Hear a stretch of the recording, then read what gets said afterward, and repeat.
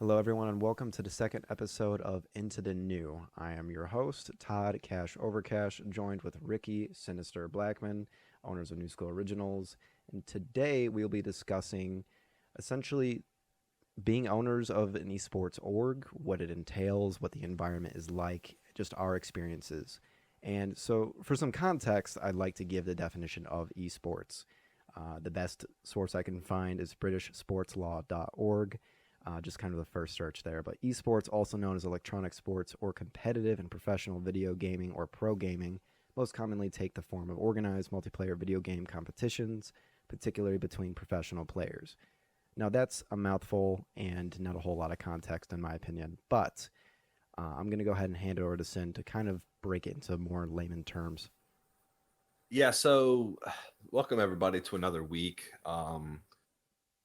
Kind of when we're looking at it, esports organizations, this is gonna just kind of be your group of economic sponsors that provide the either means, transportations, or funding for an esports team, and allow them to compete in their selected game. These vary in all sizes. We commonly refer to them as tiers in the industry, kind of like you have your T1 orgs. These are your orgs that are making a lot of money, they're spending a lot of money. Your G2s, your heroics, Navis. You have your kind of T2 orgs. These orgs house a little bit less players, maybe more game specific, but definitely have professional level teams.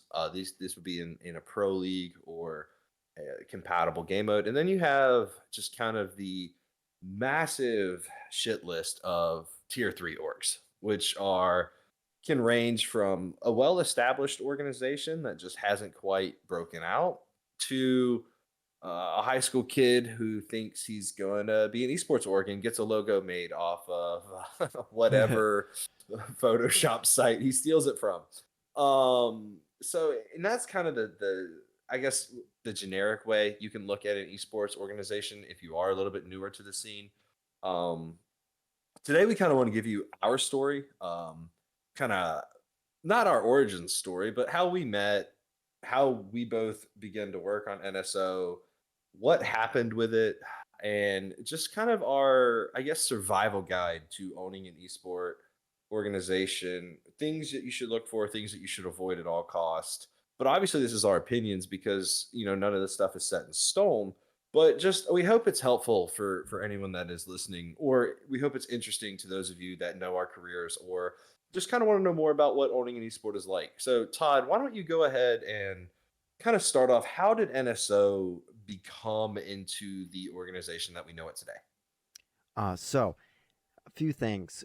It was originally kind of the mission statement, so to speak, was giving players opportunities that either myself or you did not have. And the idea of it was it's a growing atmosphere, esports. It had broken the billion mark, I think, just before COVID. And well, there were so many events I wanted to play as a kid. There were so many games, to say FPS specifically, that I was playing growing up. And there was just always some form of roadblock, whether or not it was, say, paying for an admission fee or making it to a LAN. A LAN is an in person competition for those that are not aware. Say, not having the right equipment, headsets, etc. So we wanted to break through. We wanted to assist players getting to that next level. Now, there are different orgs. There are orgs that are meant a little bit more for content creation. When we say content creation, it's just, say, creating videos for, at the time, or at now, TikTok, but say for YouTube, your VODs on Twitch, etc. But it was the idea of we can help bring players further than they would on their own. I always compared it to, say, a modeling agency. You have your models, then they can always, do a shoot, say, for another content creator on Instagram. But if they have a company to help them get to professional shoots, they're going to be making a lot more money. They're going to have a lot more opportunities. Doors are going to open Mm-hmm. with those kind of connections. Yep. The more And, exposure, the better. oh, absolutely. And through that, well, it started as a content group. And I believe through the pickup of Sinister's roster and Siege, we saw it as a way to continue to grow both the org and the players. the more opportunities that we get, the more opportunities we can give our players. And say from there, it just continued to evolve. Yeah. I guess I'll kind of pop in right with you, what you're talking about, kind of like my introduction into the org. Mine was a weird introduction. I was kind of coming off of the height of my very short, low ceiling career. um, I pushed pretty hard in Siege in the early years on Xbox. Played in the R6 TV League. Played in the cream of the crop Go 4 every Sunday. But I never was really able to break into any of the majors that Xbox had, and then they got taken away. And I was making some money on Xbox at the time. I'd say I was averaging between Destiny and Siege and the scholarships I was getting from my college because I was wrestling and on the esports team. I would say I was roughly making about 100 to 150 bucks a month on esports. Then I played in a couple LAN tournaments for Xbox, just local ones around the community, and I was winning a couple $1,000 here or there. And so I switched over to PC because a lot more money was there. And I pushed pretty far in PC quickly, just from connections from Xbox, and we made the Challenger qualifier. We made the finals for Siege, and I got dropped right before the final game. And my team lost, bittersweet, but I was happy because I got dropped. And the new roster picked me up. I think Smack recruited me to be the IGL for the team. And kind of same situation. We played in a couple leagues. We did well. NSO picked us up due to, I think you're in Smacks or somebody knew you that was on the roster. And they were like, hey, I have an org for us to play for. So I was like, perfect. And y'all provided us the Challenger League entry fee, which was I think like 75 bucks a player at the time. Like it was not the most expensive entry we've covered, but it was definitely up there for Siege tournament entry fees. Do you remember off the top of your head what it was? I believe it was 350. 350 sounds Yeah, like a really familiar I think number. 350 for the team sounds about right. Somewhere in that range. I mean, it was definitely a heftier entry fee that like I was a college kid, man. Like I wouldn't have been able to really afford that. Um, but I would have. I mean, I would have asked my parents or something for the money. But having the org really allowed us to freely participate in the event. Yet again, we made the playoffs for Challenger League. We got to the finals again. We lost the finals in triple overtime on map 3, and didn't qualify for Challenger League. And I got asked to step down because they had a better IGL and a better player at the time. And at the time, I didn't take it really well. And I do have something I want to tack on if we have time at the end, since we're on this topic, but I didn't handle it really well. And I was incredibly toxic to my teammates and I burnt some bridges. And that's going to come up here in a minute. So I was kind of removed from the team. Our manager was Lyric at the time. Mhm. And he asked me to just step away from the team entirely. Just, hey, things were said that can't be forgiven. So we're going to need you to step away. And I agreed. And I stepped away and was doing some projects. Then about a month later, Lyric reached out to me again, and you reached out to me again about maybe working for the org, because I'd had some experience working with some orgs. Um, and I guess that's where we kind of my integration with NSO really bloomed and took off because for me it was a perfect fit because y'all were hungry. You had these awesome visions and dreams of where you wanted to take the company. I had a lot of connections and I had some know-how from working with some larger orgs. And I really felt like I think we started to accomplish some of those goals rather quickly. And here's where I was going to ask you a question about kind of how NSO went down. When we started having that initial success, do you think that was actually one of the most detrimental things to the company?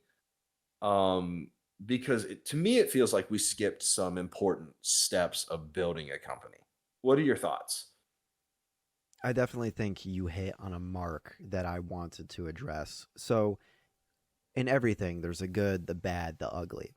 And the good was, I think our methodology, I think our image, the reputation, the direction we want to head in, like you said, the dream that we had and the dedication we had to it. The bad was, I mean, we really did jump up quick. And Yeah.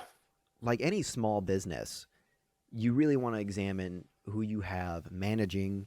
How are you satisfying any form of investor? Are you looking at sponsors? Who is your name? What mouth is your name coming out of in a room that you're not Yeah. in? Yeah. And far too often was the bad being exposed. And when I say the bad, I mean mishandling, disorganization, issues with scheduling, too many Mm-hmm. cooks in the kitchen. It's far too prevalent, especially in our environment.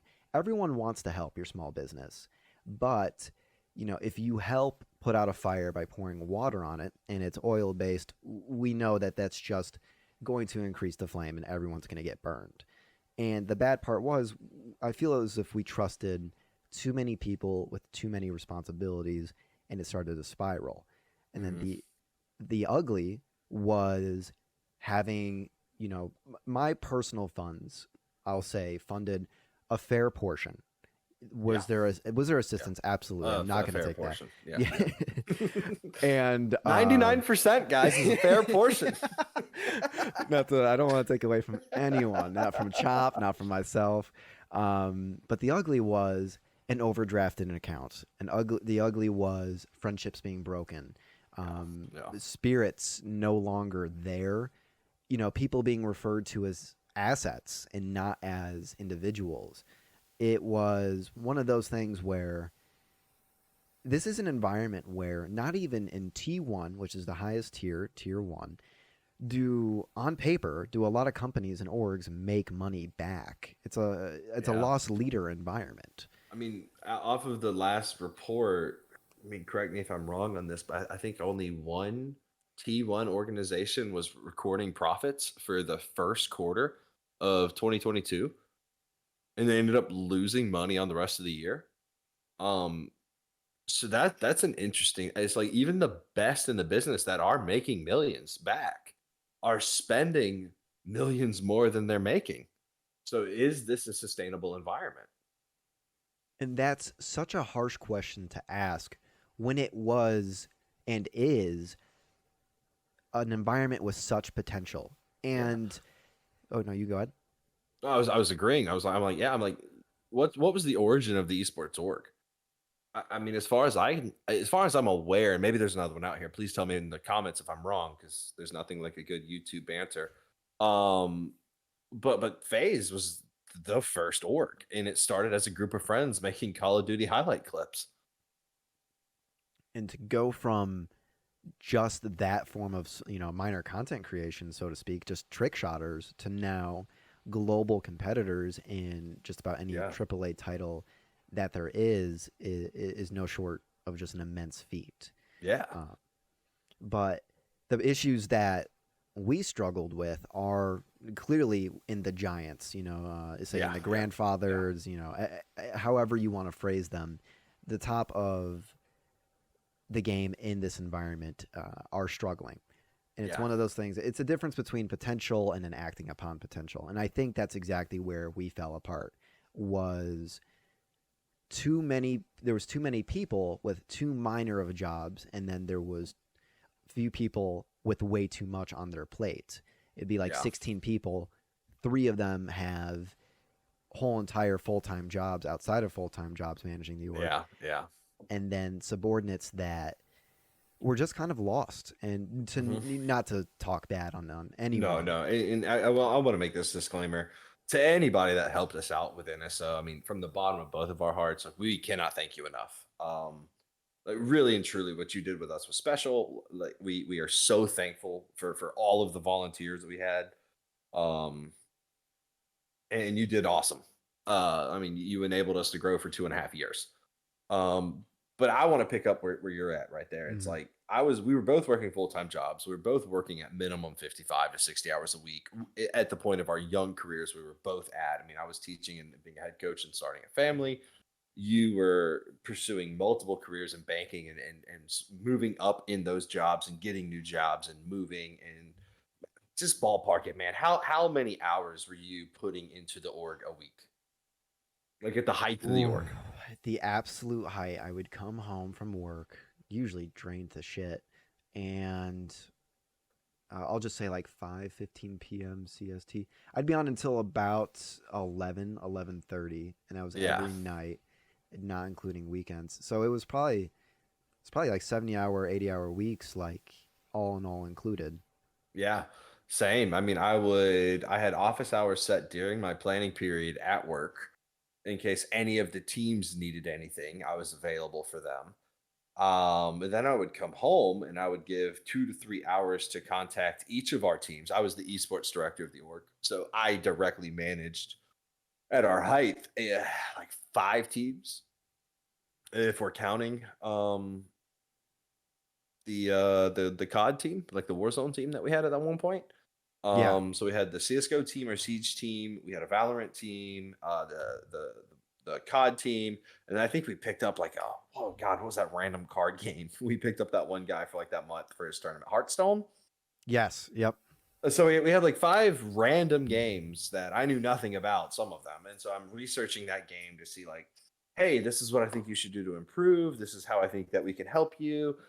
This tournament's coming up. If you guys want me to pay the entry for, I'm doing a bunch of research on like tournaments and easy winning. Like you're trying to not pick easy tournaments, but like you're trying to pick easy tournaments because you do want to get paid, and writing contracts and dealing with those contract like breaches. And I'd say I was probably given 6 to 7 hours a night just working with the org, and I just got burnt out, man. And then we picked up some extra help, and that's where I think it gets so convoluted because I had my routine.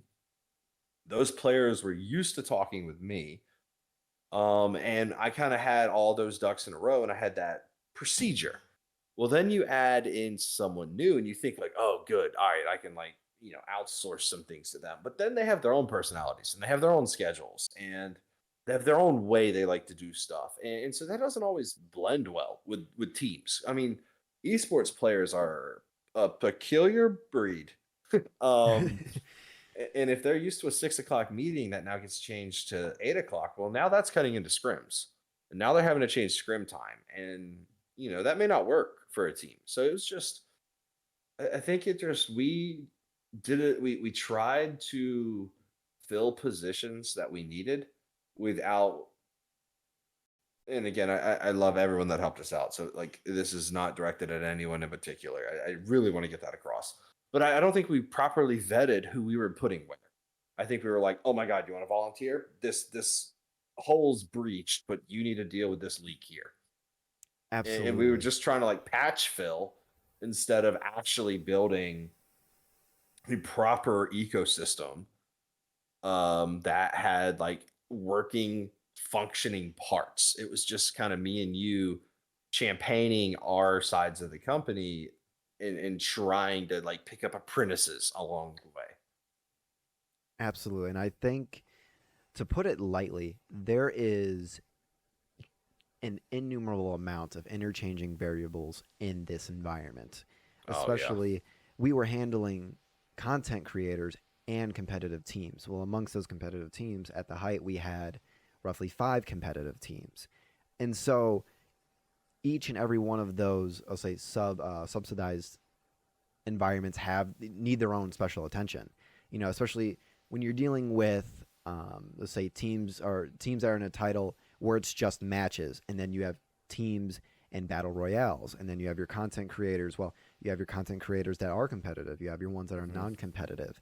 I'm gonna go on kind of a tangent here, but when I got home each day, it would be quick hop into a call. Oh, everyone's already there. Awesome. And okay, do we have the graphics for this match? Okay, we have it in the schedule, but is the budget there for us to be able to video edit highlights if we win? Well, Hmm. having a video editor on hand for such short notice Oh, I is know this tangent. is just impossible. Well, and then if we get the video editor, can we guarantee quality if we're trying to pump it out that quick? Well, we can guarantee quality. We'll edit ourselves. It'll be bad quality, but we know it's up to our standards enough because it's just trim and cut. Well, who's going to do the editing? Who's going to do the exporting? Do we have enough time to get it to the Google Drive That way, everyone else can see it. We can share screen it, but then we're just not able to go through it all. On top of that, okay, so that's one team. What about the four other teams? Do we have overlapping?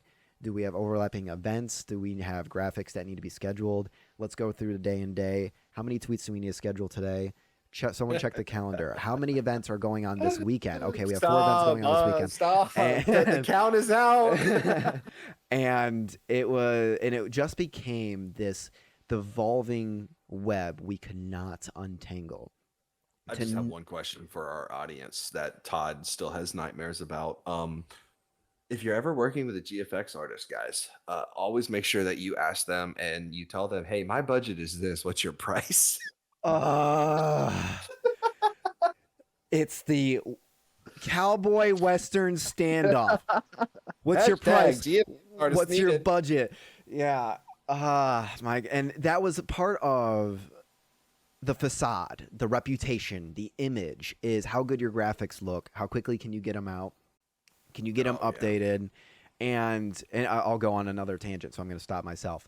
But to balance all of those, to make sure people are happy and make sure we're thanking our community, because I think something that was unique about NSO and something that I will die on this hill is that our community was one of the strongest communities that there were. And when I say that, you saw your hashtag NSO goes in chat. You saw the community ask us time and time again to do community events, with game nights, movie nights, and to not only manage the company, but then to thank our supporters was a whole nother ordeal. And that's one of the initial things we gave Silent. I'll specifically shout him out just because he did a great job. He really did the best he could. Taking over a community director role and trying to organize, all right, we're going to do Among Us this Sunday, and then in 2 weeks, we're going to do a CS 5v5. And we had friendships end over the wait list to get in some of those community nights. I mean, we were doing Among Us the one night. We had 28 people in the wait list. And I'm not even I'm not making these numbers up. It was amazing how much people found us a home. And we're welcomed by the presence of everyone. Like, you may not like that person, but there's these 5 others that you get along with, and you know what? I like talking to them, so I'm going to hang out in their server.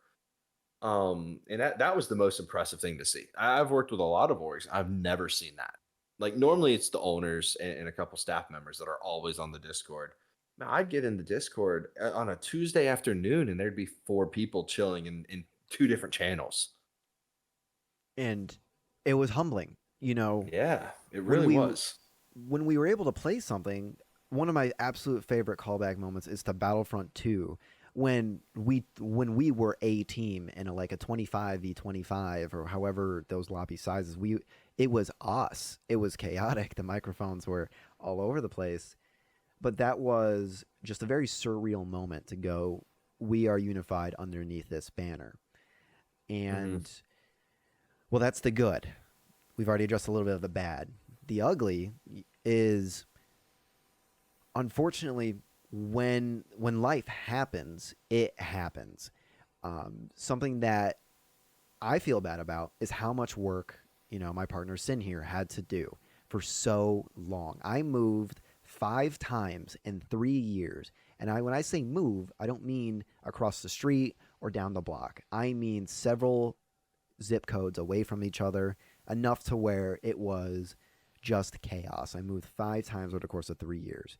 And so me not being able to attend, my chairman position, Sin by himself amongst, not by himself, but without anyone to assist him in leading, was such a big ask. And you did a phenomenal job for quite some time. But that's when we almost found out what it feels like when a company loses their favorite spokesperson, almost. Yeah. Not to give myself that pedestal, but it was but you definitely were the face of the company. We never tried to make anyone else the face. It was always, hey, Todd's got a great reputation, and I don't like bashing on myself, but when I was competing, it was definitely competing was my goal. It was not friendship. And it has to be. If you're going to compete, it can't be friendship. It has to be competing. The problem with that is you burn bridges. And so you didn't have bridges burned, so it made total sense. We'll make Todd the baby face of the company.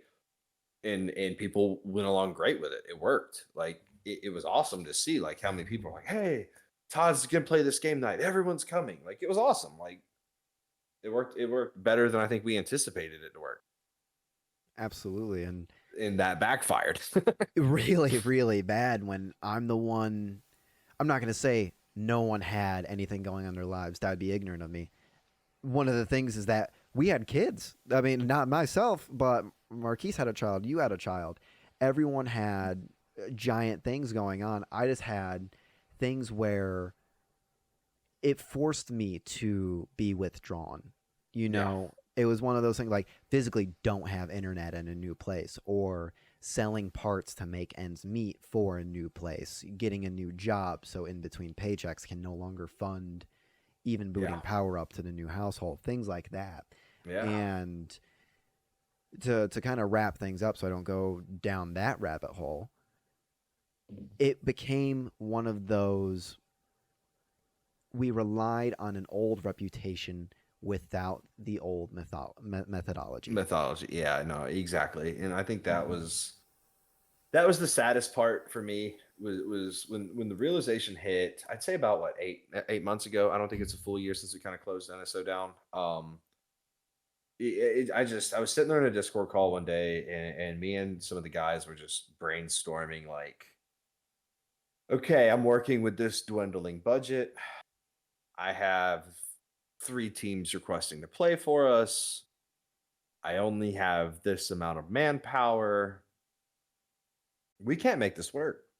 Like they're expecting the reputation that we're selling, and I know full well we can't come even close to living up to that. And I feel awful for the Valorant team that we learned that hard lesson on, because they'd heard so much great stuff about us, and then we just, God, we fell short delivering for that team. I still get mad about that. And that's when it hit me. I was like, we can't do this anymore. Like we don't like, it's not fair to ask you to just be gone but pay for everything.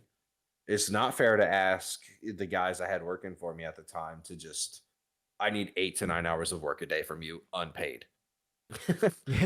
And I was working, I say for tips, basically. Todd would throw me a new game every once in a while. Hashtag haven't paid for Call of Duty in years. But, Todd would give me some benefits for sure, but he still felt awful. He's like, man, I feel terrible. Like, you're doing everything. Like, what's the least I can give you with $60? I'm like, all right, new COD, done. And like that, it was fun. Like, I mean, I appreciated it still, but and I just kind of approached Todd one day. I'm like, hey, man, what are your thoughts on just closing down the esports side? We can't do it. And I almost think he cried a little, not throwing him under the bus, Mhm. but he agreed. He was like, I've been thinking about it for some time. Like, I can't afford to keep doing it. And we were like, let's just do content. And that's just a nightmare to even try to transition into, because content creators, bless them, they're difficult to work with. They really are difficult to work with. And I don't mean any disrespect, but I'll just say it. Like, content creators are as bad as players are when they want the 401k and the salary with 2 active viewers. And it's like no one was okay with just joining an org to mutually grow, when both parties were small. And it's like everyone was like, "No, I'm going to be a big streamer one day. I need what Pokemon's getting. I need what Nick Merckx is getting from FaZe." And I'm like, "Okay, then get FaZe's numbers.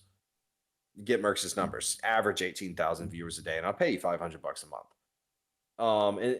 Every content creator we talked to was, what do you pay me? What are your perks? What do you mean perks? We're gonna retweet when you go live, bro. It's one more account liking your stuff. Okay, you had 4 likes on that tweet. We'll give it 5. Like, that was the most frustrating part for me. Because I can talk to a team. I can recruit the heck out of a team. I can't recruit a content creator for the life of me. I am 0 for 8 on recruiting content creators for the org. And so that's where I was just beating my head against the wall. I think you had a little more success with me, but I know you were still frustrated. It was one of those things. I knew how to speak the language because, I mean, there are times where I was a very consistent 20, 30 viewer streamer, like especially during my, was it Resident Evil, my Outlast. Yeah, For yeah. whatever reason, the games that gave me heart Your attacks. Outlast stream killed it, bro. Oh my god! Anything that rose my blood pressure and my Yeah. anxiety simultaneously was very liked on Twitch, and I Speaking need of which, to we need to do the Road 96 playthrough. That I think absolutely. that is I Oh, think that stream is just gonna pop. 100%. I'll see about someone tomorrow. But one of the things that broke my heart was that when we had a small business sponsor the org, and I mean like did not Oh ask yeah. for anything in return. I gave out probably about $500 worth of their merchandise. And I said, give me Hmm. a video of you using this, give me an earnest review, go to that website. And I tell you, not a single person Da, da, da, got back da. to me. Not a single Ah, person that's not with us now. okay, there we go. I was supposed Yep. to say I filled out a Google survey. Not a single First time person. ever, one for one. Not a single person that's still with us. So, you have like Flick Yeah. and Wolf that did. Of course, you did. Anyone who's still with us did. But all the people who were just down my throat about free product, free Yeah. merch, Oh yeah. innovated gear, we sent out merchandise for. They wanted jerseys, we delivered. There was Not just once was it a post in the jersey saying thanks to Innovated. It was yeah. it became very thankless, It and was the Hungry Hungry Hippos episode. yeah, it wasn't one of those things. We're not asking for praise. We're not asking for anything on large scale like that. But recognized for going above and beyond because we always will go above and beyond. No matter what we do, it's just the people that we are. Um, and so that was one of the Oh, I can I add an asterisk to that story because that's just shoot. I'm not going to name drop here because I just don't think that'd be right. But we had a guy play for us who needed a larger jersey. We changed clothing companies so that we would be able to outfit the player. The current one we were with didn't have the size that we needed. And we're like, okay, then we can't stay with you. Like we've got to get a clothing vendor that can provide for the people that we need to provide for. I'm like, we really did try to make sure that each person was happy. Then the unfortunate part of that was the clothing vendor that we switched to got bought out and closed, or Oh my! apparently our URL is there. I cannot find the store. I've searched up and down, I so think I I'm out. found it like once, but you can't click on the link they sent us. Like you've got to go into their like catalog and search for us. And we're not exactly on the top of that catalog, No, unfortunately. not anymore. And so I will wrap up kind of the spiral with this kind of a this statement. Not yes entirely, but after I want to say roughly $5,000 to $6,000 being spent into it and getting I don't know maybe 10% of that back, and then putting that right back into Yeah. whatever I could. I mean, multiple copies of a cheap game for about a dozen content creators. That happened. A Hmm. siege team that wanted what was the team? I'm Team not going to speak. name drop. They wanted TeamSpeak, but they wanted a game. Was it the Forest that they all wanted? Oh, it was the forest. Yeah. And And we were supposed to stream it all together, but none of them ever got on to stream it with us. yes, and that was a 400 plus excursion, I think. Um, and the thing is, there's bridges that are burned. There's people that get a sour taste in their mouth when they think of us or when they speak of us. And that I can understand. But our lives evolved from high schoolers, college kids, competitors to owners and partners, Yeah. um, amongst being speakers and businessmen. Yeah. When funds fell short, when sponsors didn't pull through, when managers didn't manage, when and then Yeah. no to no fault of their own. Again, it does happen. We fell short. We could be managers in that case. So ad lib with me here. It just the cost outweighed. I don't even want to say the idea of a profit. I want to say the idea of continuing. There was Yeah. a point in time where we would kind of do just Saturday meetings while just playing Siege all day long. And it got to a point where we couldn't enjoy our family Saturday dinner, so to speak, when we were together playing ranked or whatever have you. And we were just so angry or frustrated. And that was one of those things where you can compare it to like the old phrase like "don't shit where you eat," Hmm. and we just it was We were. either I lose my best friends, I lose my family. These are people that we met at Lyric's house for the gender reveal of my goddaughter, and like what 10 states were there.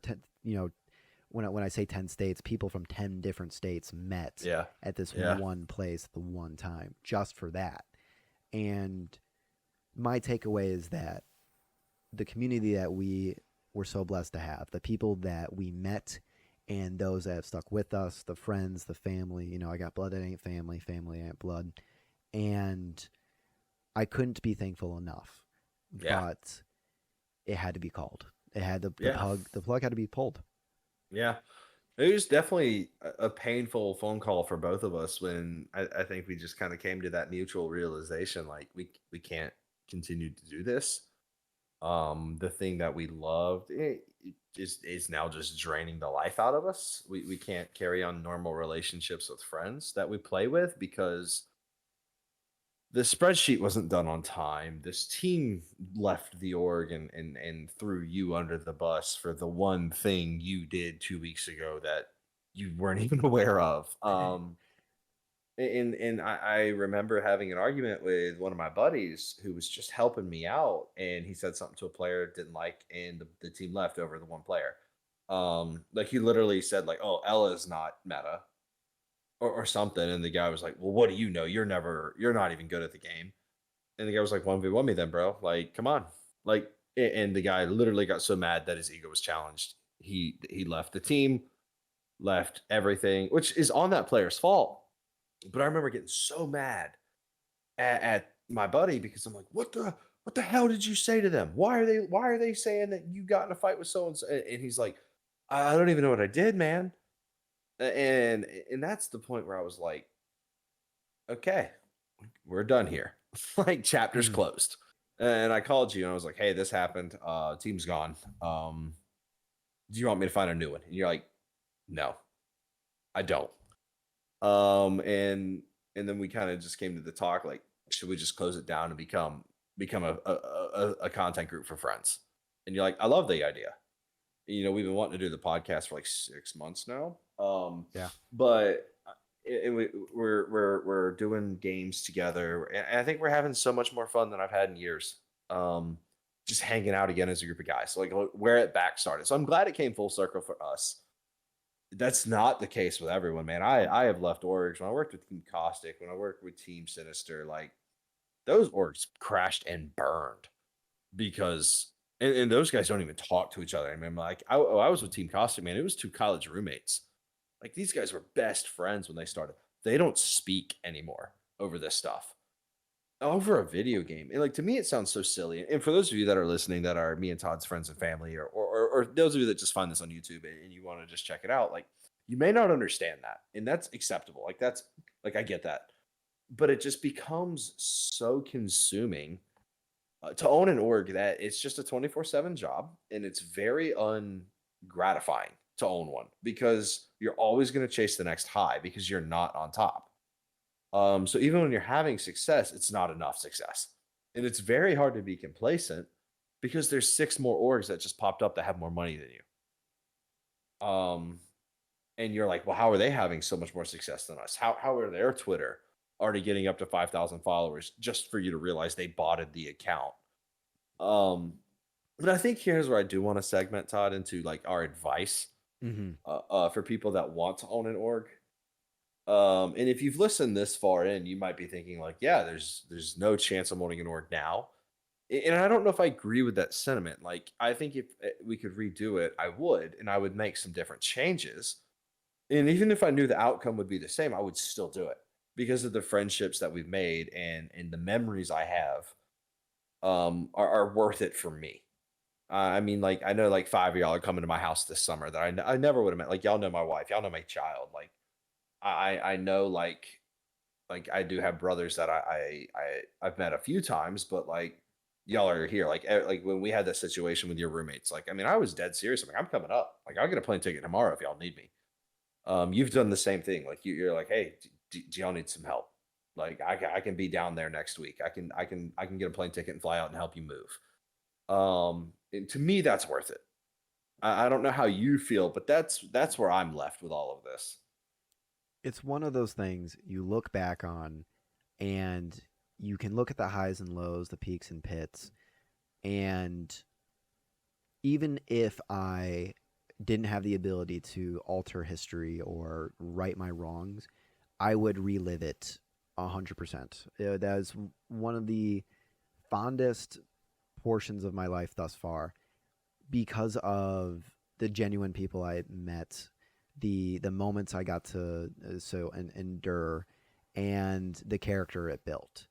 I Hmm. mean, I'm someone that is I was the spokesperson that was afraid of public speaking, and being put in front of how many people, making live announcements, recorded announcements, leading community nights. It's one of those that you can really tell the differences that we made. I mean, we had people that came and said flat out, I was in a dark place. Your Discord has been so supportive. Your community, the people I queue with every day, um, just just really changed the path. We had players that message, years later saying, yeah, if you didn't cover that admission fee, I don't think I'd be where I am.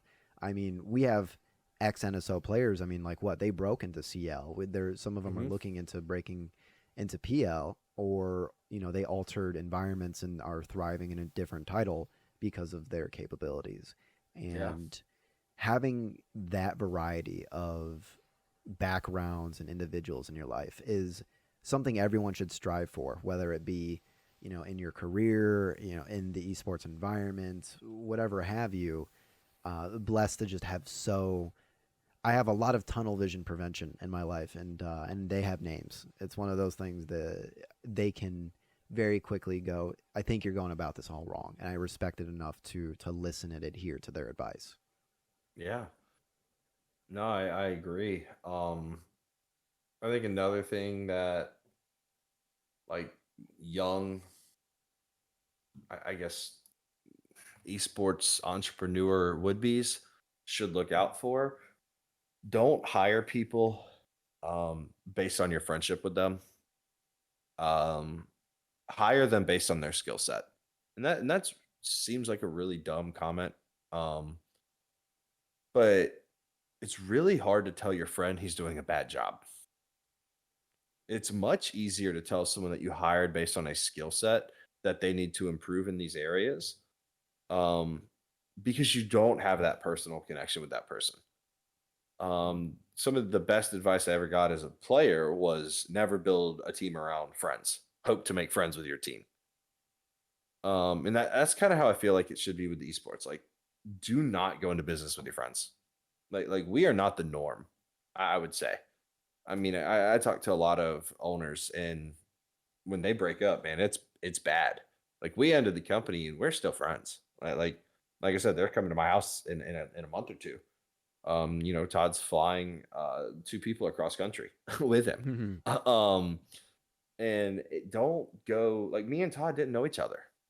Like I knew him from someone else and we met and he hired me because he thought I would be good at this job based on my personality and experiences. And then we became friends. Where we ran into trouble is when we brought our friends into the company.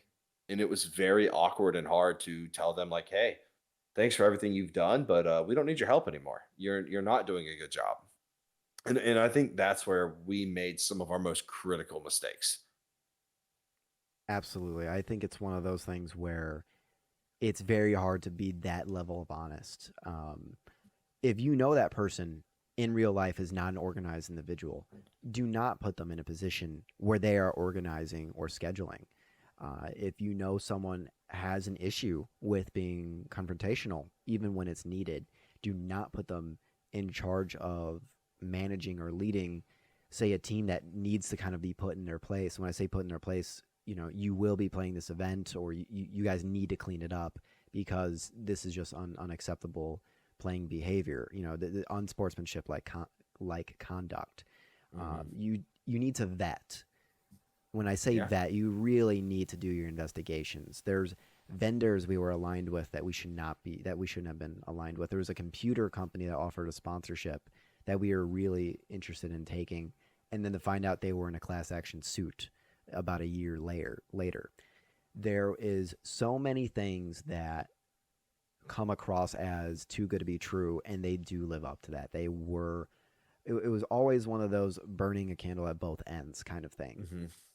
When you bring in those relationships that are pivotal to your personal life, and they are not able to succeed in the environment that you feel best suited for them, you have to, you hurt them. You physically and emotionally hurt them by going, Hmm. you did not help enough. We are hemorrhaging in this environment, and I don't want to tell you this, but it's this is the cause and effect of that action that you made. And if you don't have earnest people in your life that are willing to take that and then accept constructive criticism, you just burned a bridge. You just burned a Yeah. bridge, and you're going to Yep. be coughing on that smoke. Yeah. Um, it's a heartbreaking environment in that aspect. It's the same thing with any small business, but when it comes to this, this is a small business that's not specialized. When anyone in my banking career starts a small business, and it's like, for example, a diner, your cook is a cook, and it just kind of goes on the way on a way there. Your hostess can serve, and etc.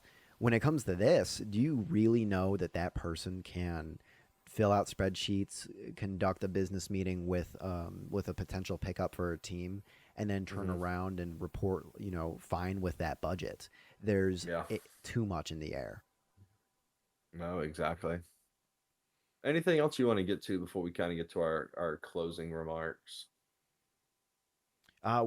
We have pushed we're at 46 minutes now. Holy cow! It's felt like we've been going for a minute, but I think I'm fine with this one going longer.